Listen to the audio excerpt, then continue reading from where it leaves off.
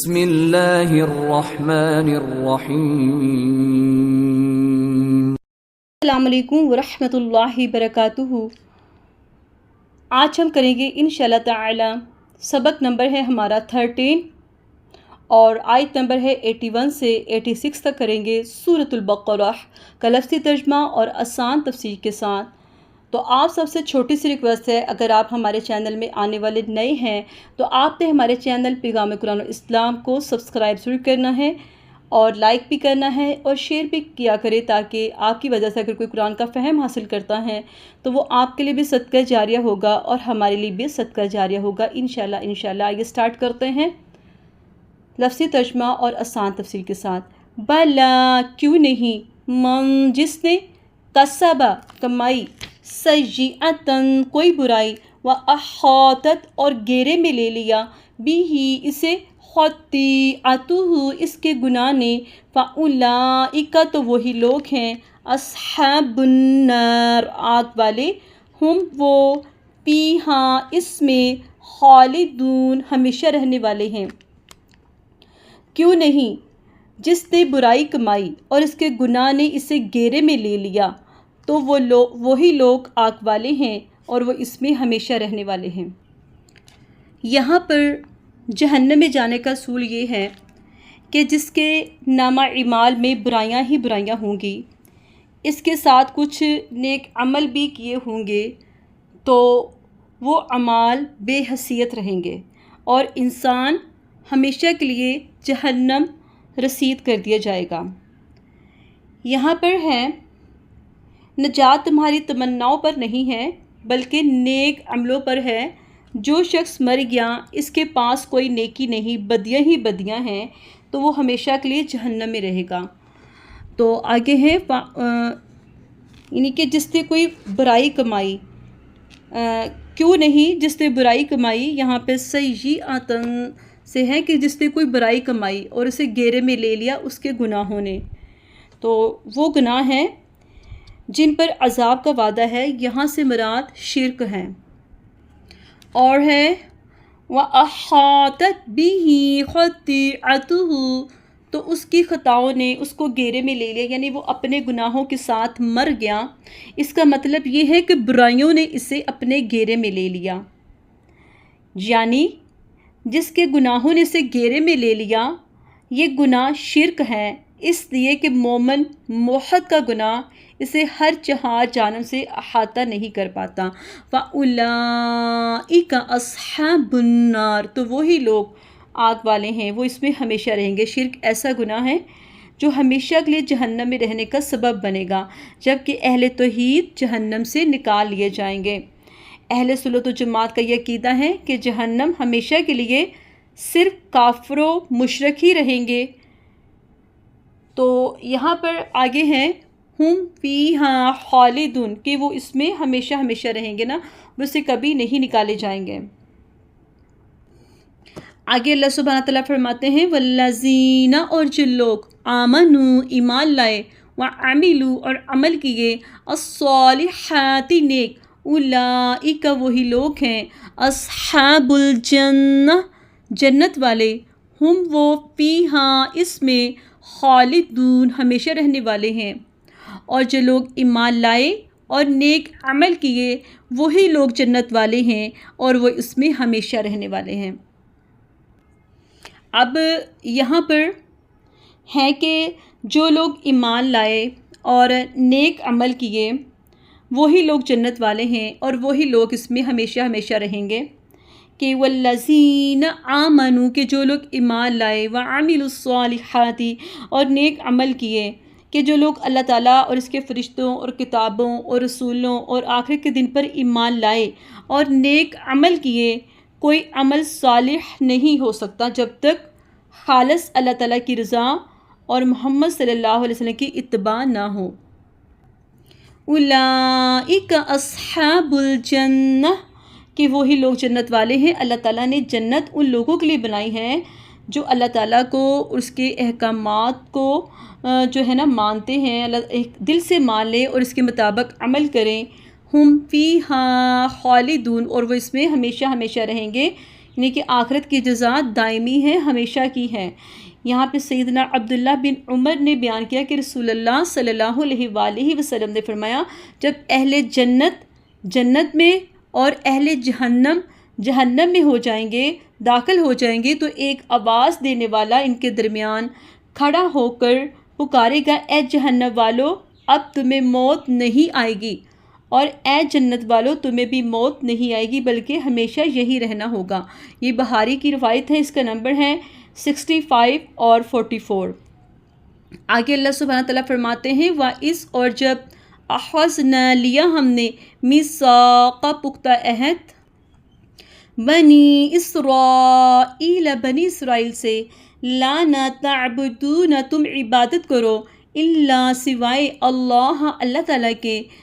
اور بالوالدین والدین کے ساتھ احسان کرو گے، وذی القربیٰ اور رشتہ داروں کے ساتھ، والیتامیٰ اور یتیموں کے ساتھ، والمساکین اور مسکینوں سے، وقولوا اور کہو، للناس لوگوں سے، حسناً اچھی بات، واقیموا اور قائم کرو، الصلاۃ نماز، وآتوا اور دو، الزکاۃ اور زکوٰۃ، ثم پھر تولیتم تم پھر گئے، الا ما سوا قلیلاً تھوڑے سے لوگوں کے، منکم تم میں سے، وانتم اور تم معرضون منہ موڑنے والے تھے۔ اور جب ہم نے بنی اسرائیل سے پختہ عہد لیا کہ تم اللہ تعالیٰ کے سوا کسی کی عبادت نہ کرو گے، اور والدین اور رشتہ داروں اور یتیموں اور مسکینوں احسان کرو گے، اور لوگوں سے اچھی بات کہو، اور نماز قائم کرو، اور زکوٰۃ ادا کرو، پھر تم میں سے تھوڑے سے لوگوں کے ماں سوا سب اس عہد سے پھر گئے اور تم منہ موڑنے والے تھے۔ یہاں پر اللہ سبحانہ تعالیٰ بنی اسرائیل سے پختہ عہد لیا، اللہ تعالیٰ بنی اسرائیل کو وہ احکام یاد دلا رہا ہے جن کا اس نے انہیں نہ صرف حکم دیا تھا بلکہ ان سے پختہ عہد بھی لیا تھا کہ وہ انہیں بجا لائیں گے، لیکن یہ ان سب باتوں سے پھر گئے اور قصداً اور واردتاً جانتے بوجھتے ہوئے انہوں نے اس سے اراد کیا، اس سے منہ پھیر لیا کہ لا تعبدون الا اللہ، کہ تم اللہ تعالیٰ کے سوا کسی کی عبادت نہ کرو، اس کے ساتھ کسی کو شریک نہ ٹھہرانا۔ یہ دین کی بنیاد ہے، اللہ سبحانہ تعالیٰ کے یہاں اس بنیاد کے بغیر کوئی عمل قبول نہیں ہے۔ تو یہ پہلا حکم، پہلا واجب ہے، یعنی اللہ تعالیٰ کی معرفت اور اس کی توحید اور اس کی اطاعت کرنا اور شرک نہ کرنا۔ وبالوالدین اور والدین کے ساتھ اچھا سلوک کرنا، کہ اللہ تعالیٰ کے حق کے بعد سب سے بڑا حق والدین کا ہے، اس لیے رب العزت نے والدین کے ساتھ حسن سلوک کا حکم دیا ہے۔ تو یہاں پر ہے سورہ لقمان آیت نمبر 14 میں، اور ہم نے انسان کو اس کے والدین کے بارے میں وصیت کی، اس کی ماں نے دکھ پر دکھ اٹھا کر اسے اٹھایا، اور اس کا دودھ چھڑانا 2 سال میں ہے کہ میرا شکر ادا کرو، اور اپنے والدین کا بھی میری طرف ہی لوٹ کر آنا ہے۔ تو یہاں پر رسول کریم صلی اللہ علیہ وآلہ وسلم سے پوچھا گیا کون سا عمل سب سے افضل ہے، تو فرمایا وقت پر نماز پڑھنا۔ پھر پوچھا کون سا، آپ نے فرمایا والدین کی فرما برداری کرنا۔ تو یہاں پر آپ صلی اللہ علیہ وآلہ وسلم نے فرمایا اللہ تعالیٰ کی راہ میں جہاد کرنا، والدین کے ساتھ حسن سلوک میں قولی اور فعلی ہر رویہ شامل ہے کہ حسن سلوک کہا جاتا ہے۔ حسن سلوک کی 2 اعداد ہیں، برا سلوک کرنا اور بڑا جرم، اور عدم احسان یعنی حسن سلوک نہ کرنا، دونوں سے روکا گیا ہے کہ والدین کے ساتھ حسن سلوک میں ان کے ساتھ حسن معاشرت، ان کے لیے توضع اور ان کے حکم کی اطاعت، ان کی موت کے بعد ان کے لیے مغفرت کی دعا کرنا اور رشتہ داروں کے ساتھ صلہ رحمی کرنا وغیرہ وغیرہ شامل ہے اس میں۔ پھر یہاں پر مسکینوں کے ساتھ کہا گیا، پہلے والدین کے ساتھ تھا، پھر رشتہ داروں کے ساتھ، اب مسکینوں کے بارے میں ہے کہ مسکینوں کے ساتھ اللہ تعالیٰ نے حسن سلوک کرنے کا حکم دیا ہے کہ مساکین محتاج اور تنگ دست ہے، جس کے پاس اتنا پیسہ نہ ہو کہ اپنے بیوی بچوں کا خرچ اٹھا سکے۔ تو یہاں پر آگے پھر کہا جا رہا ہے وَقُولُوا لِلنَّاسِ، کہ لوگوں کے ساتھ اچھی بات کرنا نا، لوگوں کے ساتھ اچھی بات کرنا یہ سب سے بہتر صدقہ ہے کہ اس کا بھی حکم دیا، یعنی لا الہ نہ کہے، اسے اس کی ترغیب دلانا حتیٰ کہ وہ اس طرح کہے کہ جیسے اسے کہلوایا جائے، یہ اللہ تعالیٰ کی قربت کا ذریعہ ہے۔ یہاں پر اقوال حسن میں لوگوں کو نیکی کا حکم دینا اور برائی سے روکنا آتا ہے۔ سفیان ثوری نے کہا لوگوں سے بھلی بات کرو، یعنی انہیں نیکی کا حکم دو اور برائی سے روکو۔ اسی طرح آگے اللہ سبحانہ تعالیٰ فرماتے ہیں اور نماز قائم کرنا اور زکوٰۃ ادا کرنا، کہ نماز قائم کرو۔ یہاں پر بنی اسرائیل سے نماز قائم کرنے کا عہد لیا تھا۔ اقامت الصلاۃ سے مراد ہے وقت کی پابندی، وضو کی تکمیل اور ارکان کے اعتدال، ترتیل، قرات و خشوع و خضوع اور توجہ قائم کر کے دل لگا کر نماز پڑھنا ہے۔ اسی طرح سے ہے کہ نماز جو ہے وہ دین کا ستون، تقویٰ کا راستہ، اللہ تعالیٰ سے تعلق جوڑنا، فضیلت کا راستہ اور رذائل سے دوری ہے، لیکن اللہ تعالیٰ کی عظمت، اس کے سلطان کے مطابق اخلاص اور کامل خشوع کی شرط ہے۔ یہاں پر وہ ہے وَآتُوا الزَّکاۃ اور زکوٰۃ ادا کرو۔ بنی اسرائیل کے دور میں نماز کے ساتھ ساتھ زکوٰۃ کا بھی حکم دیا گیا، کہ سیدنا ابن عباس کا قول ہے کہ اللہ تعالیٰ نے ان کے مالوں کہ اللہ سبحانہ تعالیٰ نے ان کے مالوں سے زکوٰۃ فرض ٹھہرائی، اور یہ محمد صلی اللہ علیہ وآلہ وسلم سے پہلے ان کا طریقہ تھا کہ ان کے مالوں کی زکوٰۃ جو تھی نا وہ قربانی تھی، جسے آسمانی آگ آ کر کھا لیتی تھی، اور یہ قبولیت کی نشانی ہوتی تھی، اور جس کو آگ نہیں کھاتی تھی وہ عدم قبولیت کی دلیل تھی۔ تو یہاں پر ہے اللہ تعالیٰ کے عہد و میثاق کے بعد کیا ہونا چاہیے تھا اور کیا ہوا، کہ اللہ تعالیٰ کا احسان سمجھ کر قبول کرنے کا، کہ ان باتوں کا حکم دے کر انہیں اپنا فضل اللہ تعالیٰ نے کیا، مگر انہوں نے کیا کیا، ثم تولیتم، کہ وہ اللہ تعالیٰ کے حکم سے پھر گئے، اس کے عہد سے پھر گئے، تم نے پیٹھ پھیر لی، تمہیں ان احکامات سے نہ رغبت تھی نہ ان کی طرف لوٹنے کا ارادہ رکھتے تھے۔ الا قلیلا، یعنی کہ سوائے چند لوگوں کے، چند لوگوں یعنی کہ ان میں سے ایسے بھی تھے جنہیں اللہ تعالیٰ نے محفوظ رکھا اور انہیں ثبات عطا کیا۔ وَأَنْتُمْ مُعْرِضُونَ، اور تم منہ موڑنے والے تھے، کہ ان میں بنی اسرائیل نے قصداً اور عمداً اراد کیا، حالانکہ وہ جانتے تھے جو انہیں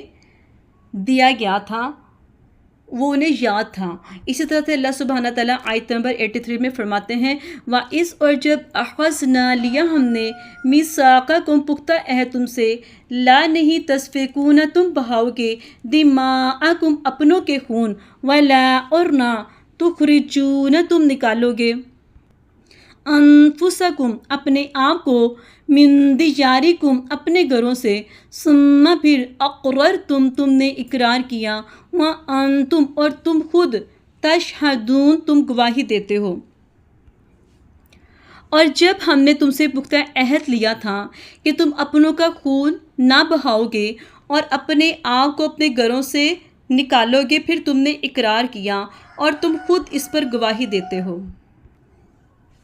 یہاں پر وَإِذْ أَخَذْنَا مِيثَاقَكُمْ، یہاں پہ اللہ سبحانہ تعالیٰ نے جب ہم نے تم سے پختہ عہد لیا، اس آیت اور آگے آنے والی آیات میں ان یہودیوں سے خطاب ہے جو رسول اللہ صلی اللہ علیہ وآلہ وسلم کے عہد میں مدینہ میں تھے۔ تو اللہ تعالیٰ نے یہود کو میثاق بنی اسرائیل کی شکیں یاد دلائی، کہ جب ہم نے تم کو کہا تھا کہ تم اپنوں کا خون نہ بہاؤ گے اور اپنے آپ کو اپنے گھروں سے نکالو گے۔ میثاق بنی اسرائیل کے 2 شکوں کا بیان ہے، تم ایک دوسرے کا خون نہیں بہاؤ گے اور اپنے لوگوں کو گھروں سے نہیں نکالو گے۔ پھر تم نے اقرار کیا اور تم خود اس کی گواہی دیتے ہو کہ ہر معاہدے میں 2 فریق ہوتے ہیں، ایک فریق معاہدہ لیتا ہے اور دوسرا معاہدہ کرتا ہے، تو اس پر قول اقرار بھی ہوتا ہے اور گواہیاں بھی۔ جب اللہ رب العزت نے بنی اسرائیل سے عہد لیا تو انہوں نے اس کا اقرار کیا اور اس پر خود گواہ بنے۔ آگے اللہ سبحانہ تعالیٰ آیت نمبر 85 میں فرماتے ہیں ثم، پھر، انتم، تم ہی، ہاؤلائی، وہ لوگ ہو، तक़्तुलूना तुम कत्ल करते हो, अनफुसकुम अपने आप को, व तुखरिजूना और तुम निकालते हो, फ़रीक़न एक गिरोह को, मिनकुम अपनों में से, मिन दियारिहिम इनके घरों से, तज़ाहरूना तुम एक दूसरे की मदद करते हो, अलैहिम इनके ख़िलाफ़, बिल इस्मी गुनाह के साथ, वल उद्वान और ज़्यादती के साथ, व इन और अगर यातूकुम वो आए तुम्हारे पास, उसारा कैदी होकर, तुफ़ादूहुम तो तुम फिदिया देते हो इनका, वह हुआ हालांकि वो मुहर्रमुन हराम किया गया, अलैकुम तुम पर, इखराजुहुम उनका निकालना, अफतुमिनूना तो क्या तुम ईमान लाते हो, बिबादिन कुछ हिस्से पर, अलकिताबी किताब के, व तकफुरूना और तुम कुफर करते हो, बिबादिन कुछ हिस्से का, फमा तो क्या, जज़ाउ जज़ा है, मन जो यफ़अलु करता है, ज़ालिका ये मिनकुम तुम में से, इल्ला मगर, खिज़्युन रसवाई है, फ़िल हयाति दुनिया दुनिया की ज़िंदगी में, फ़िल हया फ़ी का मतलब है में, अल हयाति ज़िंदगी, दुनिया दुनिया की, व यौमा और दिन, अल क़ियामति क़यामत के, युरद्दूना वो फेर दिए जाएंगे, इला तरफ, अशद्दी सख्त तरीन, अल अज़ाब अज़ाब की तरफ, वमा और नहीं, अल्लाह अल्लाह ताला बिगाफिलिन गाफिल, अम्मा इससे जो, तामलून तुम करते हो। फिर तुम वो लोग हो कि अपने आप को कत्ल करते हो और अपनों में से एक गिरोह को इनके घरों से निकालते हो, गुनाह और ज़्यादती में उनके ख़िलाफ़ एक दूसरे की मदद करते हो, और अगर वो तुम्हारे पास कैद होकर आएँ तो तुम इसका फ़िदिया देते हो, हालांकि उन्हें निकालना तुम पर हराम किया गया था। तुम किताब के कुछ हिस्से पर ईमान लाते हो और कुछ हिस्से का कुफर करते हो, तो जो तुम में से ऐसा करता है, दुनिया की ज़िंदगी में रुसवाई के माँ सिवा उनकी और क्या जज़ा हो सकती है, और क़यामत के दिन वो सख्त तरीन अज़ाब की तरफ फेर दिए जाएंगे। और जो तुम करते हो अल्लाह ताला से हरगिज़ गाफिल नहीं है। यहाँ पे अल्लाह सुब्हाना ताला फरमाते हैं, फिर तुम ही वो लोग हो जो अपने आप को कत्ल करते हो और अपनों में से एक गिरोह को इनके घरों से निकालते हो। अल्लाह ताला ने यहाँ पर यहूद मदीना को मुखातब किया कि क्या तुम पर यह फ़र्ज़ किया गया था कि तुम अपनों का खून ना बहाओगे और ना अपनों को घरों से निकालोगे, और तुम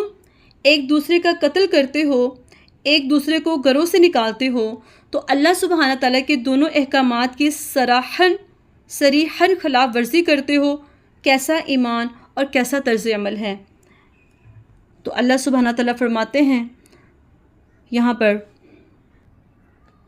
तुज़ाहरून अलैहिम बिल इस्मि वल उद्वान,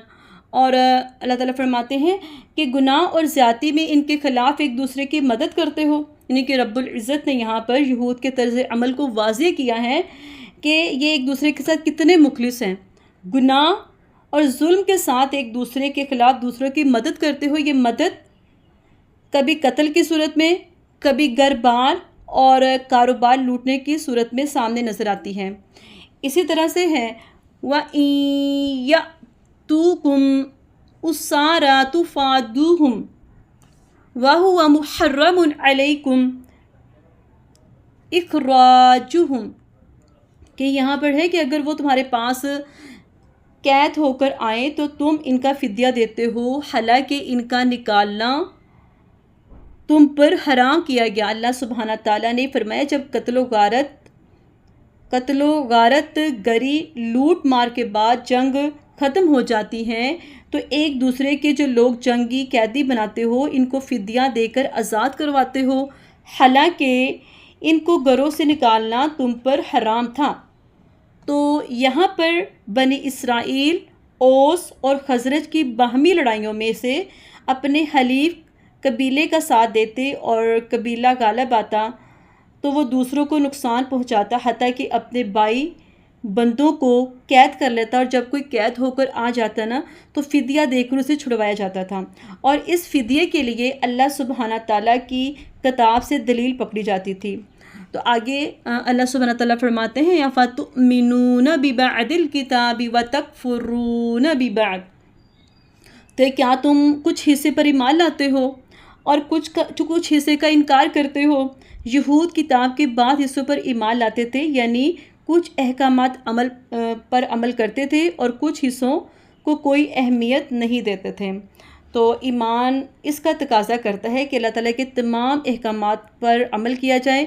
اور جس سے اس نے رکنے کا حکم دیا اس سے رکا جائے۔ آگے اللہ تعالیٰ فرماتے ہیں، آگے ہیں فَمَا جَزَاءُ مَن يَفْعَلُ ذَلِكَ مِنكُمْ إِلَّا خِزْيٌ فِي الْحَيَاةِ الدُّنْيَا وَيَوْمَ الْقِيَامَةِ يُرَدُّونَ إِلَىٰ أَشَدِّ الْعَذَابِ، تو جو تم میں سے ایسا کرتا ہے دنیا کی زندگی میں رسوائی کے ماں سوائے اس کی اور کیا جزا ہو سکتی ہے؟ قیامت کے دن وہ سخت ترین عذاب کی طرف پھیر دیے جائیں گے۔ اللہ سبحانہ تعالیٰ نے شریعت کے کسی حکم پر ایمان لانے اور کسی سے کفر کرنے کی یہودیوں کو سزا دی، انہیں رسوا کیا گیا، ان میں سے کسی کو قتل کیا گیا، کسی کو غلام بنا دیا گیا، کسی کو جلا وطن کیا گیا۔ اللہ سبحانہ تعالیٰ نے اپنے رسول کو غلبہ عطا فرمایا اور جو ان کے لیے دنیا میں رسوائی تھی، اور وہ اپنی نو آبادیوں سے محروم ہوئے، ان کی نخلستان چھن گئے اور بستیاں نظر آتش کر دی گئی، اور قیامت کے دن عذاب دنیا کے عذاب سے بڑھ کر ہوگا۔ اور آج مسلمانوں کی دنیا میں ذلت اور رسوائی کا سبب بھی اللہ تعالیٰ کے کچھ احکامات کو مان لینا اور کچھ پر عمل کرنا چھوڑ دینا ہے۔ تو اللہ تعالیٰ کے یہاں وہ دین قابل قبول ہے جس میں اللہ تعالیٰ کی مکمل اطاعت کی جائے۔ تو آگے ہے وَمَا اللَّهُ بِغَافِلٍ عَمَّا تَعْمَلُونَ، کہ جو تم کرتے ہو اللہ سبحانہ تعالیٰ ہرگز اس سے غافل نہیں ہے، جو بھی تم عمل کرتے ہو، کہہ کر انسان کو بیدار کیا ہے کہ تمہارے اعمال اللہ تعالیٰ کی نظروں میں ہیں، اس لیے ان کے جواب دہی اور انجام سے نہیں بچ سکتے۔ یہاں پر انسان کو